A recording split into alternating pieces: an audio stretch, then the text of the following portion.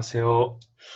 저희는 OTT 플랫폼 신축 분석을 할 정지용, 이재훈, 정의랑 김현준 네가토스 동아리입니다. 저희가 원래 이제 만나서 이제 발표를 해야 되는데 부득이하게 줌으로 이용해서 발표한다는 점 양해 말씀 구하면서 또 정지용 학생이 개인적 사정으로 인해서 같이 발표를 못합니다. 그래서 이제 컷 편집으로 함께 발표를 진행하도록 하겠습니다.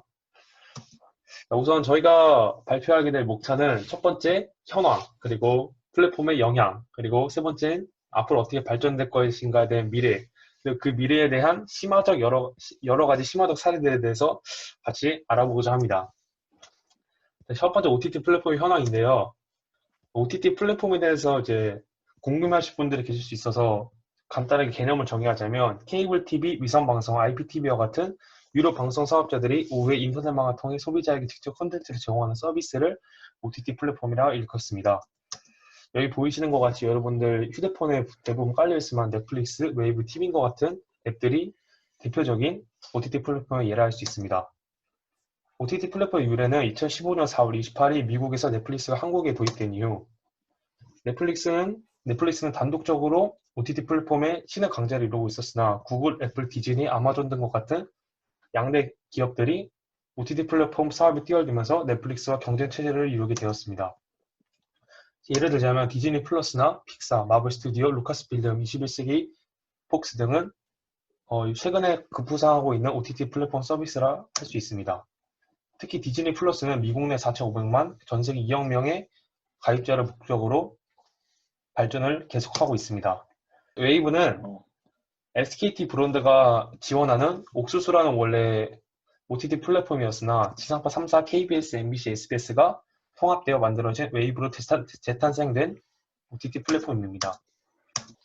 특히 웨이브는 오리지널 콘텐츠의 주 사업을 하고 있는데 2019년에 녹두전을 제작하는 프로그램에 100원을 투자해 국내 OTT 플랫폼에서 볼 수 없는 유례적인 행보를 이어가고 있습니다. 독점 방해했고요. 다음으로는 이제 OTT 서비스 확산이 이제 미디어 산업에 미친 영향에 대해서 이야기를 해보도록 하겠습니다. 첫 번째로 이제 OTT 서비스가 확산되면서 가장 크게 영향을 미친 것은 바로 기존의 방송 사업자들입니다. 여기 보이시는 케이블 방송이나 위성 방송, IPTV 등이 대표적인 예라고 할 수가 있겠고요.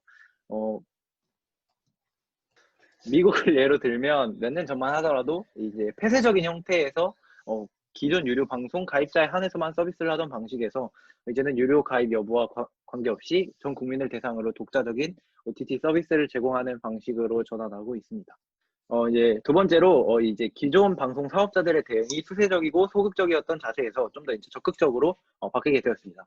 이제 초기 OTT 서비스는 가입자의 충성도 제고, 다시 말해서 가입 해지 방지를 목표로 OTT 서비스를 시작했다면 최근에는 다양한 수익 구조를 목표로 설정하고 보다 공격적인 서비스를 제공하고 있습니다. 이제 세 번째로 OTT 사업자 간 다양한 형태의 제휴와 공생 관계가 형성되었다는 점입니다. OTT 서비스의 대표격인 넷플릭스는 2012년을 기준으로 200개 이상의 그런 지상파 방송사, 영화사와 같은 콘텐츠 사업자들과 제휴를 맺었고 지속적으로 그 범위를 확대해 나가고 있습니다. 다음.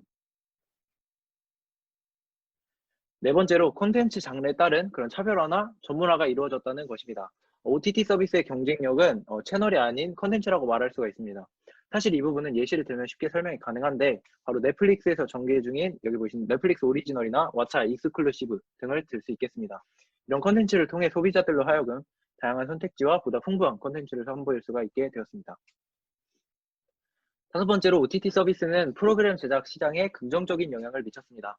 넷플릭스에서 제공하는 하우스 오브 카드의 성공은 안정적인 콘텐츠 확보가 관건인 OTT 사업자들에게 비즈니스 모델을 바꿀 수 있는 새로운 가능성을 제시해 주었습니다. 그 넷플릭스 자체의 오리지널 콘텐츠는 2012년 기준 20여 편에 달할 정도로 올랐고 아마존이나 유튜브 또한 오리지널 콘텐츠 제작에 나서는 결과를 낳게 되었습니다. 마지막으로 코드 커팅, 코드 쉐이빙에 이은 코드 치팅이라는 새로운 현상이 소비자 입장에서 나타나게 되었는데요. 간단하게 용어 설명을 하자면 코드 커팅은 말 그대로 선을 끊는 것, 즉 케이블 TV에서 더 이상 이런 방송을 보지 않는 현상을 이야기하고요. 코드 쉐이빙은 케이블 TV에서 제공하는 프리미엄 서비스보단 좀 더 낮은 그런 서비스를 이용하게 되는 현상을 이야기합니다. 마지막으로 코드 치팅은 타인의 서비스 계정을 도용해서 이용료를 지불하지 않고 이용하는 현상을 의미하는데 특히 미국에서 이런 경우가 많이 생긴다고 이야기합니다. 미국의 유료 방송 시장 구조상 타인의 아이디를 도용해 사용하는 코드 사기꾼들의 등장을 초래하고 이로 인해 OTT 서비스가 기존 유료 방송에 대한 대체제로서 기능하는 측면이 입증되고 있는 추세입니다. 네. 마지막으로 항공, 패션, 심리에 관련된 OTT 사례들을 알아보도록 하겠습니다. 먼저 항공부터 알아보도록 하겠습니다.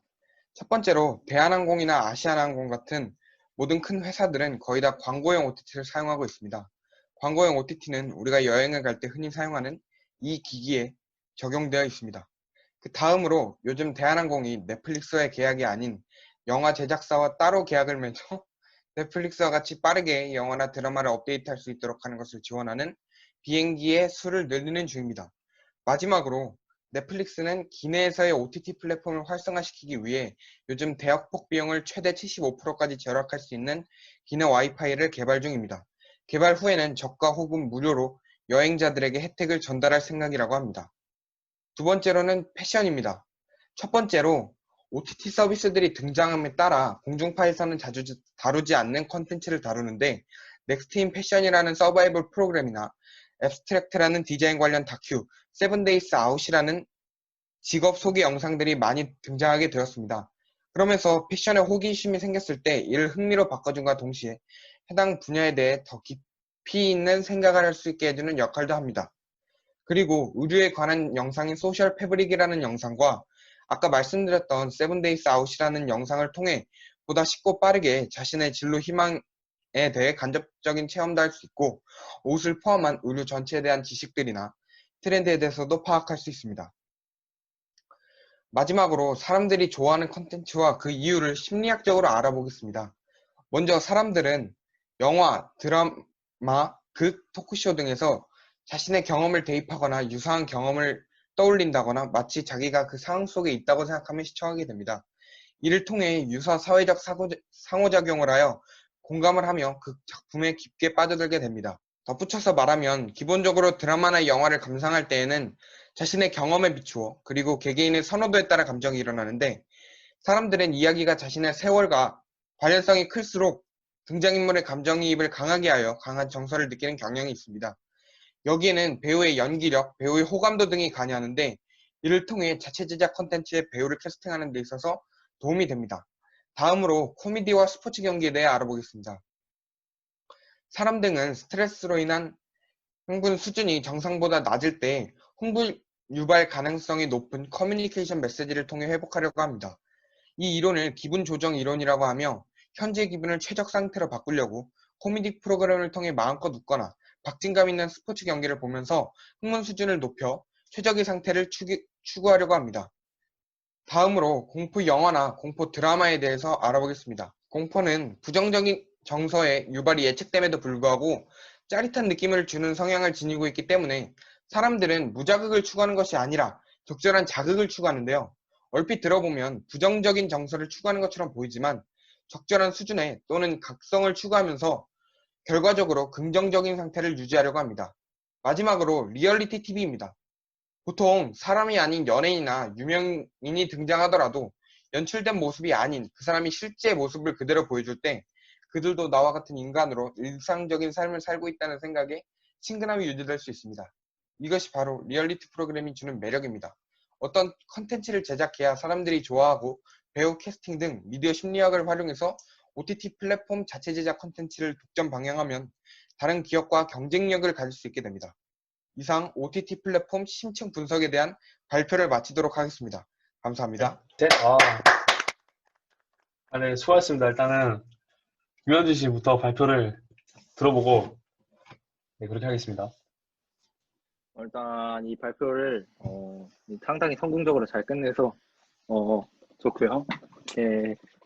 그리고 이제 동아리 발표회 원래 이게 공개 발표회 때도 한번 했었던 건데 이제 동아리 발표회 때도 한번 더 하면서 이렇게 또 친구들과 또 한 번 더 좋은 시간을 가지게 된 것 같아서 상당히 기쁘다고 생각이 드는 부분이고요. 다음은 이제 이재훈 우리 후배님이 이제 소감을 얘기하도록 하겠습니다. 네, 또 동아리 발표회를 준비하면서 많은 고생도 했고 그리고 또 발표회를 진행하면서 또 긴장도 해서 실수도 많이 했던 것 같은데 그리고 또 이렇게 또 생각해 보면 또 좋은 추억을 만든 거라고 생각하고 또 다 같이 좋은 시간을 만들어서 또 좋다고 생각합니다. 네, 그러면 이제 지용이도 고생했고, 네, 저희 다 이렇게 열심히 해서 동아리 발표랑 공개 발표 잘 마친 것 같아서, 네, 감사합니다. 네가토스, 네, 수고하셨습니다. 감사합니다. 안녕하세요. 저는 OTT 플랫폼의 미래에 대해 발표할 정지훈입니다. 먼저 왜 OTT 플랫폼이 지금까지 성장하게 되었고 앞으로도 왜 더 성장하게 될지에 대해 발표하겠습니다. 먼저 세계 각국 OTT 시장은 큰 폭의 성장세를 나타내고 있는데요. 2020년 전 세계 OTT 서비스 수익은 26%로 증가했으며 시장 규모는 2019년 462억 달러에서 2024년 868억 달러까지 2배 이상 성장할 것으로 보고 있습니다. 실제 코로나19가 확산되기 시작한 1월 말부터 3월 초까지 OTT 이용 현황을 살펴보면 국내 OTT 플랫폼인 웨이브는 실시간 시청이 16%, 티빙은 역시 전달 대비 전체 시청 시간이 77%, 순방문자가 59%로 늘어났으며 글로벌 OTT인 유튜브 역시 1월 첫째 주까지 총 사용 기간이 2억 869만 분에서 2월 넷째 주에는 2억 1,497만 분으로 증가했다고 합니다. 앞으로는 코로나가 어떻게 될지도 모르고 코로나가 잠잠해지더라도 OTT 이용 현황이 증가될 것으로 보고 있습니다. 우선 2014년 기준으로 전체 가구의 4.4%인 제로TV의 가구 수는 더욱 증가할 것으로 예상되고 있는데요. 1인 가구의 증가와 같은 사회 문화적 현상과 정보통신 기술의 발달과 맞물려 제로TV 인구 수는 더욱 늘어날 것으로 예상되고 있습니다. 그리고 미디어 소비 행태는 더욱 모바일 중심으로 흘러갈 것으로 예상되고 있는데요.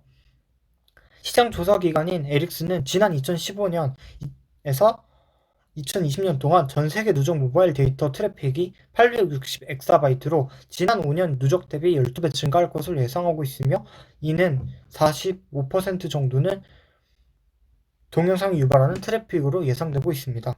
이제 OTT 플랫폼이 발달하면서 앞으로 어떻게 시장이 변할지에 대해 알아보겠습니다. 우선 OTT의 대체제인 국내 유료 방송 가격은 유료 방송 시장 자체가 레드오션이 되면서 가격 경쟁이 더 심화될 것으로 예상되는데요. 만약 SK 브로드밴드와 CJ 헬로비전의 합병이 승인되면 유료 방송 시장 구조는 다른 유료 방송 사업자들도 케이블 IPTV 간 인수합병이 나서면서 이동통신사 3사가 비슷한 비율로 시장을 점유할 것으로 전망이 되고 있습니다.